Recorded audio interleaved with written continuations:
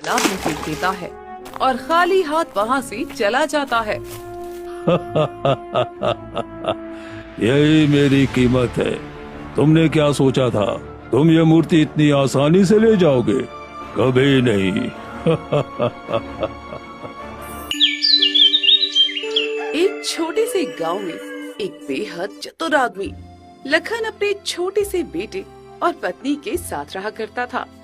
वो हमेशा मेहनत करने से दूर भागता था और हमेशा चमत्कार के भरोसे बैठा रहता था कि किसी दिन कोई चमत्कार होगा और उसकी किस्मत बदल जाएगी। एक दिन वो घने जंगल से गुजर रहा था कि तभी उसे रास्ते में एक पेड़ के नीचे चमकती हुई साधु की सोने की मूर्ति दिखाई पड़ती है। अरे बाबा, ये साधु की सोने की मूर्ति यहाँ क्या कर रही है? अब तो मेरी किस्मत ही खुल गई। मैंने कभी सोचा ही नहीं था कि इस वीरान जंगल में मुझे सोने की मूर्ति मिलेगी।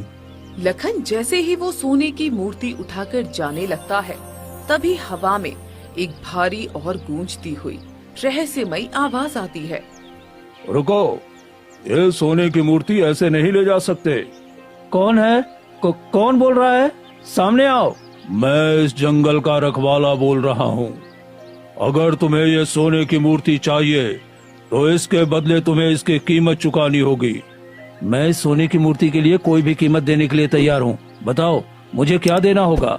तुम्हें कुछ ज्यादा नहीं देना होगा, बस इसके बदले मुझे तुम्हारी बुद्धि चाहिए। बस इतनी सी बात? ठीक है, मेरी बुद्धि ले लो, पर मुझे ये सोने की मूर्ति दे दो। लखन के इतना कहते ही एक अजीब सी लहर उसके सर से गुजरती है और उसकी सारी समझ और बुद्धि गायब हो जाती है। अब लखन के हाथ में वही सोने की मूर्ति है, पर वो उसे पहचान नहीं पा रहा था। अरे ये क्या, मैं ये मिट्टी की मूर्ति लेकर क्या कर रहा हूँ? चलो इसे पानी में फेंक देता हूँ। भला मिट्टी की बेकार मूर्ति मैं घर ले जाकर क्या करूँगा? लखन उस बहुमूल्य सोने की मूर्ति को मिट्टी का खिलौना समझकर पास के तालाब में फेंक देता है और खाली हाथ वहाँ से चला जाता है। यही मेरी कीमत है। तुमने क्या सोचा था तुम ये मूर्ति इतनी आसानी से ले जाओगे? कभी नहीं।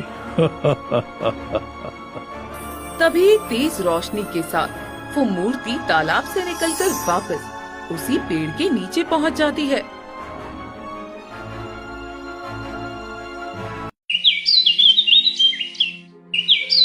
अगले दिन सुबह लखन किसी तरह अपने घर पहुंचता है, जहां उसकी पत्नी ममता उसका इंतजार कर रही थी।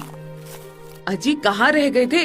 देखिए, मैंने साहूकार से वो धन इकट्ठा कर लिया है जो आपने कहा था। अब बताइए, आप इस धन का क्या करोगे? क्या? कौन सा धन? और ये धन क्या होता है? मुझे तो नहीं पता। हे भगवान, ये आपको क्या हो गया है?